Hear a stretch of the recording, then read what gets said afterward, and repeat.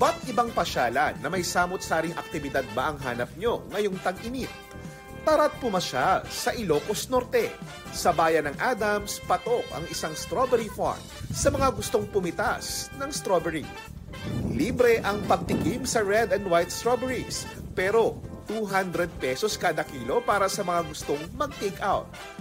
Kung sakaling mapagod, pwedeng mag-overnight sa mga cottage. Pwede ring magtayo ng tent. Pwede ring mag-hangout sa hanging bridge for extra adventure. Magandang tanawin at chill activity naman ang binabalik-balikan sa Burgos. Patok ang Kapurpurawan Rock Formation. Bukod kasi sa Instagrammable view, pwede ring mag-horseback riding. Dagdag atraksyon din ang windmills. At dahil dinarayo, pakiusap ng lokal na pamahalaan na huwag mag-iwan ng basura rito.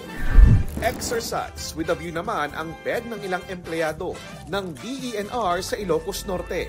Aba, may pa-morning Zumba sa tuktok ng Mount Lamin sa bayan ng Pidig.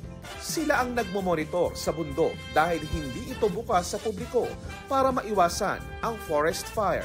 Bahagi raw ito ng pag-promote nila ng wellness at fitness. Pagkatapos mag-Zumba, nagpakitang gila sila sa pagluto ng samot-saring putahe. Sa Tublay, Benguet, malabulak na mga ulap ang sasalubong sa inyo. Kaya isa ito talaga sa mga dinarayo, lalo na ng mga mahihilig mag-picture. Para sa GMA Integrated News, ako po si JP Soriano, ang inyong saksi. Mga kapuso, maging una sa saksi. Mag-subscribe sa GMA Integrated News sa YouTube para sa iba't ibang balita.